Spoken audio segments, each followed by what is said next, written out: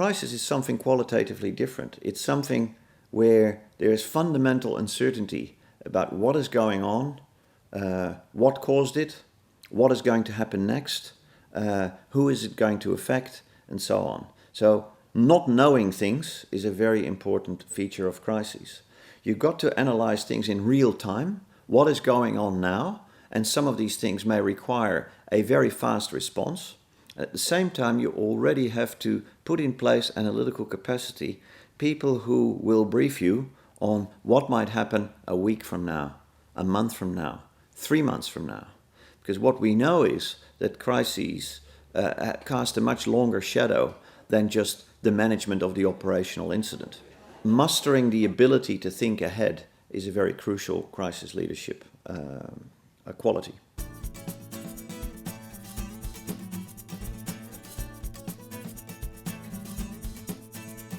On the surface of it, you have to say yes, right? There's uncertainty, there's threat, people are running around, the media are all over the place. There's strong pressures for accountability, search for blame, not a very happy sort of environment. On the other hand, crises also can offer opportunities and actually offer great chances of pushing certain reform agendas that otherwise are taboo. It can be a very good opportunity to showcase the competence of your organization, because the crisis that happens to be out there is also the kind of crisis that your organization has very important tools for or has an unusual ability to help solve. So crises, in my view, are mixed motive games, and they have different levels of complexity, very much depending on where you as a leader sit in the larger fabric of that particular crisis.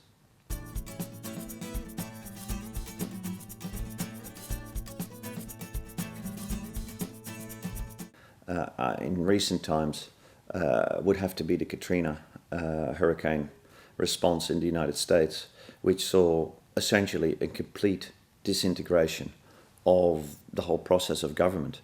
You had complete miscommunication between local, state and federal authorities.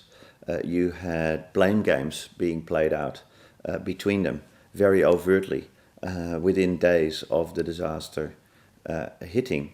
And most importantly, you had key people, particularly at the federal level, including the President, George Bush, but also the head of the Homeland Security operations, really not understanding the gravity of what was actually going on the ground. Part of the reason why they stuffed up is because they overlearned in the wake of 9/11.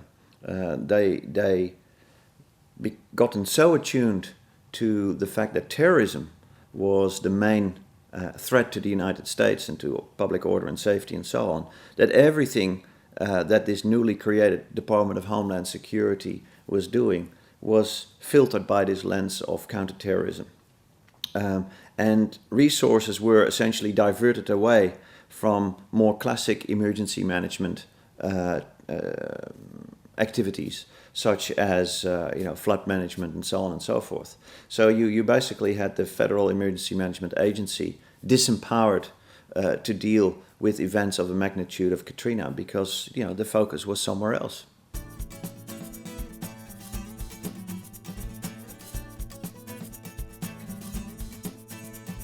There's a couple of really classic ones. The most classic one of modern times is, I suppose, Rudy Giuliani's handling of the 9/11 situation in New York, where it was your typical crisis where literally things descend from the sky that you cannot be blamed for occurring in the first place. And he was very good at basically leading New York into a dignified, determined response to what was a pretty shattering occurrence. I think closer to home, on balance, you should say that the way the Rudd government and the Treasury handled the global financial crisis here was, by and large, pretty good, particularly when you take as your chief criterion the management of public confidence at a time when that public confidence in the economy was pretty shaky, was really in the balance. I think them being quick and decisive with measures such as the bank deposit guarantee and then later on the stimulus packages gave people, consumers, but also corporate players a sense that, we might just see this through. And that, of course, then becomes a self-sustaining cycle.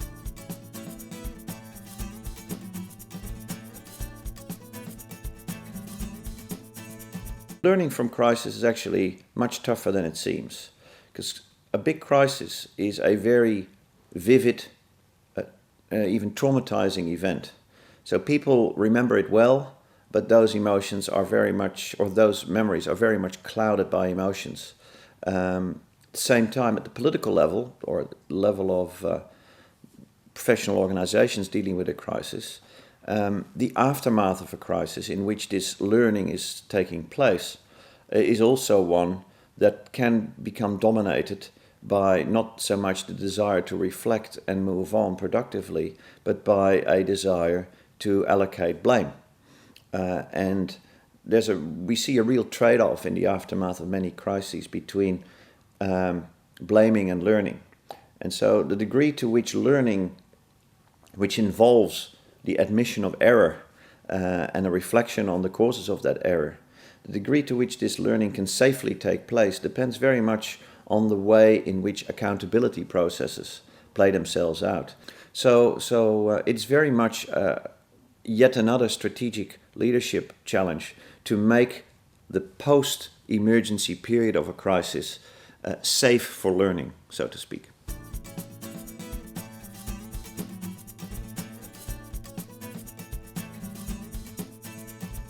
I would hope that leaders gain an understanding of the difference between managing an incident, which is large, but essentially within predictable frames of reference. A crisis, particularly an operational crisis, where things are more uncertain, even bigger, and may play out over a much longer period of time.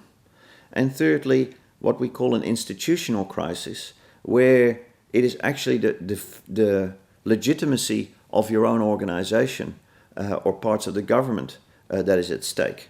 And managing operational crises and institutional crises are two quite different things. And one type of crisis may actually produce the other and vice versa. So conceptually, I hope that they gain an understanding that crisis management may involve quite different things and goes far beyond the idea of, well, we need to ramp up a bit and we need to put some extra bells and whistles in place and so on and so forth. There's a sort of a qualitative jump from incident management to operational crisis management, and then there's yet another qualitative jump to institutional crisis management, which is really a whole different ballgame.